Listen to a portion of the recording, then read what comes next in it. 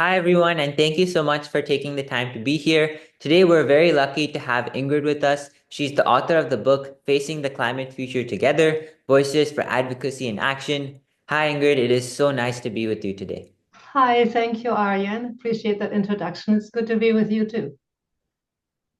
Absolutely. So, why don't we get started here? Just first, more broad general question, right? How did you get into this field of really being a climate activist, right? What was that inspiration, and when did you know that this was something you wanted to be a part of? Yeah, so I've been aware of climate change for many years, but the real interest in climate action started in 2008 when my grandchild, the first grandchild, was born. Yeah. Because I wanted to have a world for her to live in, a world that was healthy and whole. And I was about to retire, although that I went on with teaching for another 10 years after that. But I thought I was going to dedicate my retirement to climate activism. I had already been an activist before then.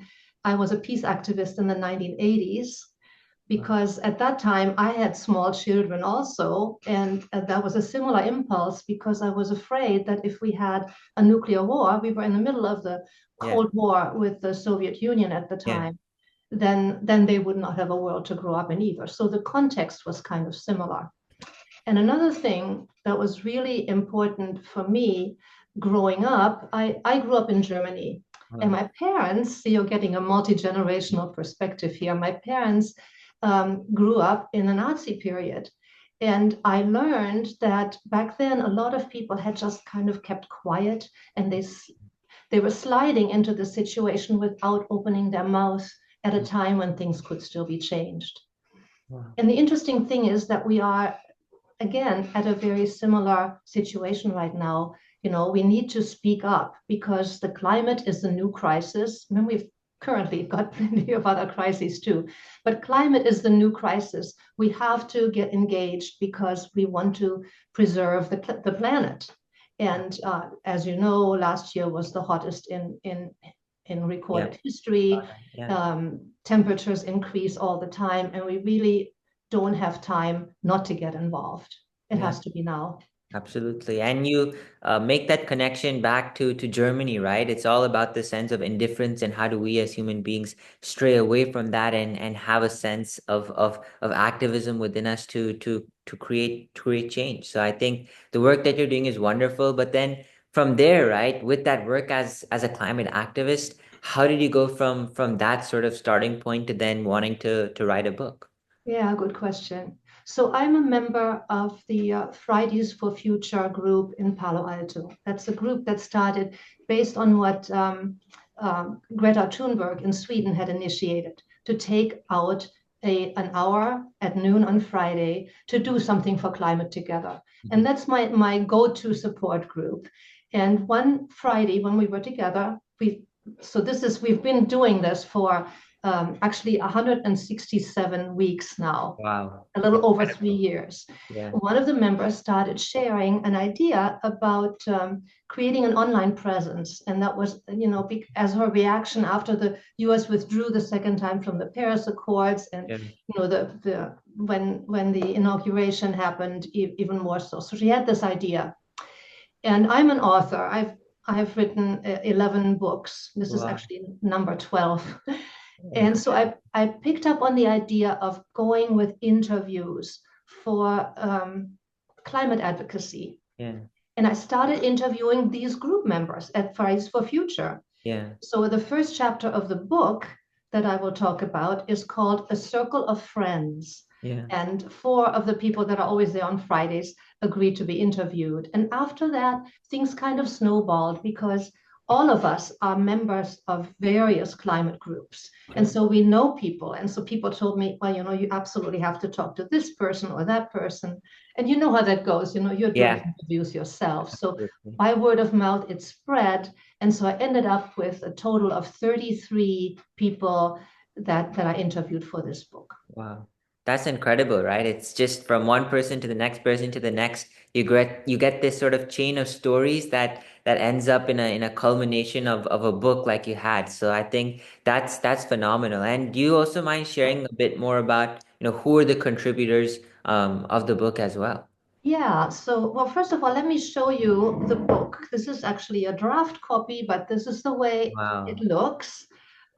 Facing the Climate Future Together, Voices of Advocacy and Action. Yeah. And I'm interviewing in this book major climate champions. Yeah. And I'm saying major only because I'm really thrilled with these people. And you are one of them. You're one of the people in the book.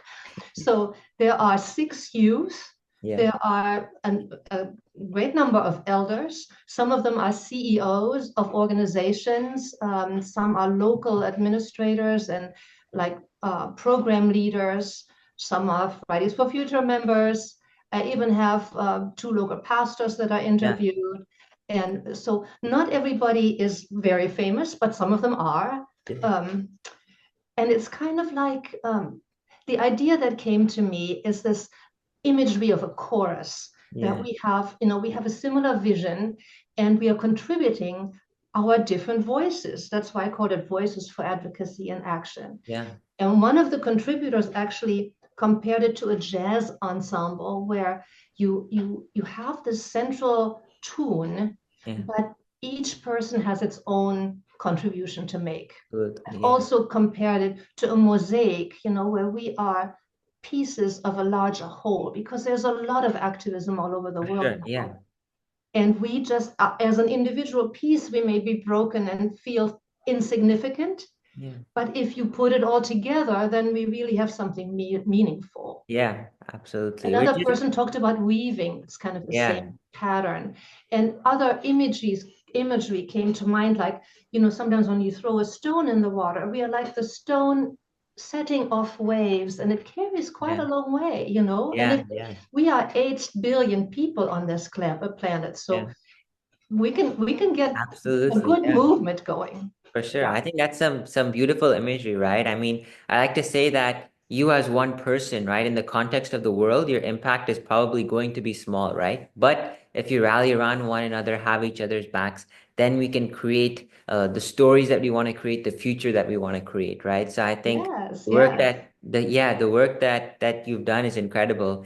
And I know you've talked a little bit about how the book is organized, right? So is it currently just like a sequence of interviews? Is that how the content is sort of structured right now? Actually, no, not quite. And so there are, let me see, I don't know whether you can see this, but there are 7 chapters in the book. Okay. They are called, the first one is the Circle of Friends, I already mentioned. The next one is Elders Engaged in Climate Action. Yeah. The third one is Leaders Among the Youth. So Yeah. some of you, your friends, when you Yeah. post podcast, may be particularly interested in that. But thinking globally, acting locally, building community, guardians of the earth, and the last one is a matter of faith. Yeah. Now, a lot of these people, are assigned to certain chapters, but that doesn't mean that we aren't all Earth Guardians. We're all Sure. Earth Guardians in this book, and we all build community, and we all think globally and act Yeah. locally. Yeah, for sure. But what I had in mind was, each person is contributing their own talent,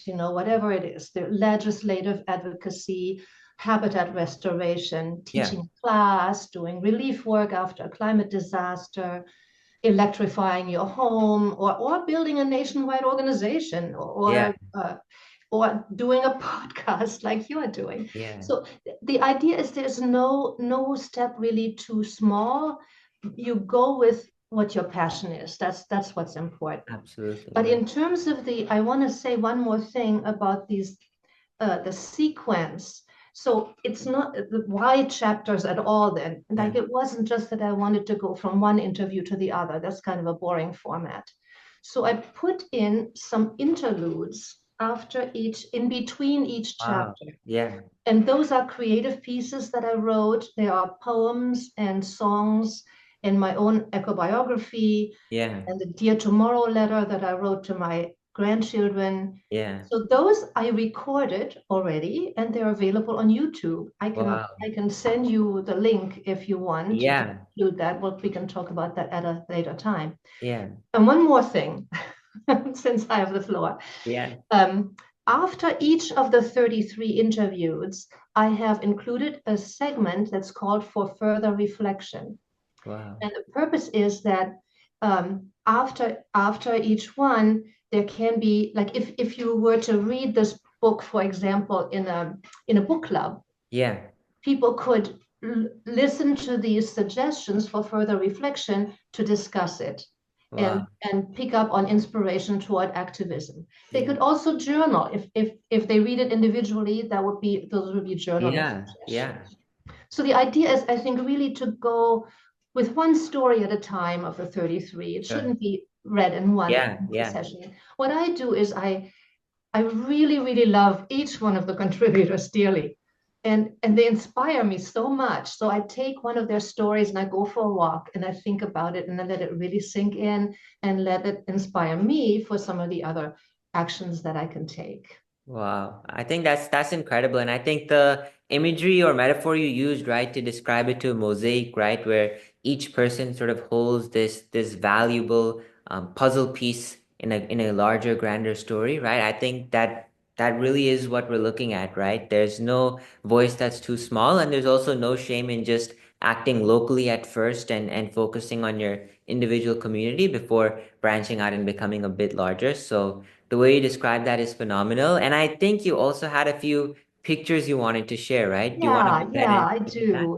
Let me just share this. It's a little bit more background about the book. So let me start here. Can you see it? Is it opening up? You should see. Should, should. Yes, yes, we can see Oh, it. okay, so this is like the elders handing the earth over to the younger generation. Wow. It's a famous logo for Elders Climate Action. Yeah, And at first I considered it for the book, but then I thought, well, that's already well known, and it really, I don't know. I was looking further than I was considering this one, um, but it's a stock image, and first of all, there was a copyright issue, so I thought, yeah, no, maybe not.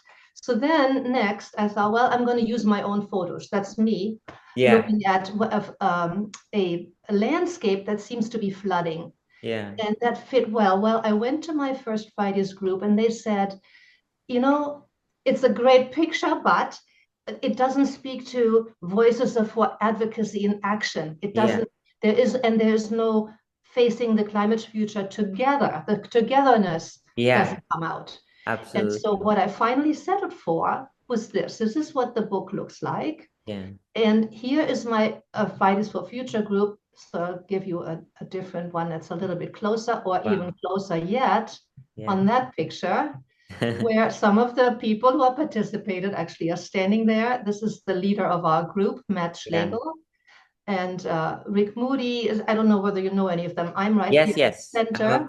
I've met Rick and Matt before. Yeah. Okay, okay. And this is Casey, who originally came up with the interviews. Wow. Yeah, so those are my friends. And I wanted to also, let's see, I want to show you a few more things. Oh, when we gather on Fridays, we we hold up our signs, but then we visit and we discuss. And here are some of the signs that we made. Uh, and every Friday at noon, actually not every Friday, the first Friday of each month, we do a climate march through the town of Palo Alto. And we Wow. carry these signs. We dress up in these outfits. Yeah. It looks like the wizard It's guy. like a poncho, but Yeah. these things on there look like trees, which is why we picked that particular Yeah. outfit. Yeah, and but some of us elders, we also go around like this is upon a demonstration in front of a bank, the fossil banks and the fossil law firms. On Wow. our walk through town, we stop there and we make a witness that way. That's amazing. So a few more things. So I wanted, because of the focus on the future, in the book I included a picture of my grandchild. Wow. And this one is one also that I feel relates to climate change. First of all, you have kind of this earth that is that is just plain desert, which is something that, they're playing in a sand, so it was no problem there, but nothing is growing in the background. And they're wearing hats as a sun protection. But the neatest thing is where the one kid is reaching out to the other kid. This is Yeah. kind of a communication picture. I Yeah. love. Sort of like passing from one generation to the next. It almost Yeah. that sort So of, yeah. yeah, so all those pictures are in the book, but they're in black and white. And I thought I would use this opportunity to actually show you the color that you can't see. Sure. Yeah. So one of the contributors is Elaine Salinger, who is a member of uh, Citizens Climate Lobby. And she is an artist. So I told her, send me your picture. So this first one is called, I suggested the titles for the pictures, but she sent me these three things that are called reactions to climate change. Yeah. And here, you see the tsunami, you see the threat of the darkness coming, Yeah. and the defensive posture of the arm that she's holding up. Yeah. Um, the second one I like even more. Let me see, where is this one? Yeah, this one is I named, she agreed with all my titles, Not Facing the Truth. Yeah. Because as you see, her face, the eye is not there, Wow. her Yeah. That's mouth deep, is deep not meaning. Yeah. visible, and then the one ear is missing. So it's no seeing, no hearing, no speaking. And that's a danger, I think, for us, for everybody, when it's so easy to be passive, and we Yeah. can't allow it. So this It is a brings about reminder of the what not to do. indifference that you were talking about earlier, right? Yes, exactly. And her third one is this, and I called it Worries About the Future. So this is really moving to me. It looks like there are tears going down his face. Yeah. And then there is this exhaust coming up at the top, kind of the exposure to pollution that so many people suffer from. And this person is turning its back Yeah. and, not reacting to the worries that this boy has. Yeah. So do I have time to share one more Yeah. other Yeah. picture? Absolutely. For sure. Okay, Yeah. so this is a different artist. So these are all from Elaine Salinger, who's a wonderful activist here in the Bay Area. The other one is a friend of mine who is in the bell choir with me. Yeah. And I learned by accident that she was working on a set of sculptures related to Wow. climate change. Yeah. So this one is, she called it global warming slash warning. So from M Wow. to N, right? Yeah. Yeah. And this first one is Earth melting. So there are ice cubes here on the globe. She bought these big globes, Yeah. inflatable globes of the Earth, in Yeah. order to work on climate change with imagery. Yeah. And so here is Earth melting. And Crazy. then the next one is called Earth warming. And what she did here, she used, which is a lovely idea, she used, well, wait.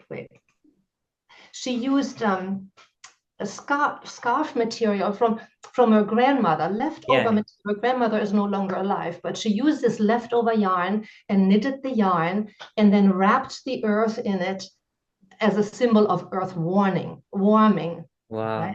Yeah. Um, and the last thing, that in the third one, she has only done three so far. This is called earth smothering. And what she did is she wrapped it in plastic. And she wrote on there, the artist is guilty as charged, because the pieces that she used are actually from her own household.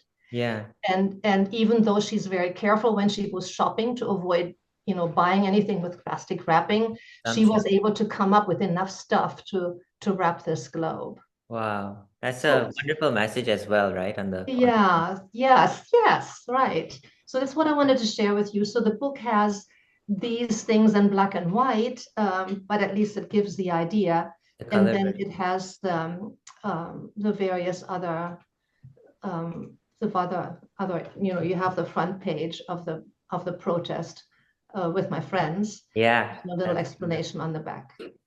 So I'll stop sharing if Sure. that's okay with you. Just wanted to, it helps, I think, sometimes to Yeah, get to a see little that colored visual. version. Yeah, it allows the reader to sort of visualize too where it was you were coming from. So that's phenomenal. Thank you so much, Ingrid, for just taking the time to do this, be here, spreading the word about your book. I guess, do you have any last thoughts you want people to leave with as they're watching this? Any maybe last thoughts about the climate or anything like that? It would just make me very happy to know that you are also active in climate change. Maybe there's a way to post with the podcast the links to the book so people can get it. Yeah. I also did a recording of the interludes of the poetry, and that's Yeah. available on YouTube. I can send you the link for that. Um, and otherwise, just keep doing your good work. I'm very proud of what you do with your podcast. So hi to all your friends. Um, and Absolutely. yeah, keep up the Awesome. good work. Thank, We thank need we you. need everybody. Absolutely, right? We're all a united force and all a united team here. So thank you so much, Ingrid, for taking the time to do this. Thank you so much to our viewers as well, and we'll see you all on another episode. Thank you. Thank you so much. Bye bye.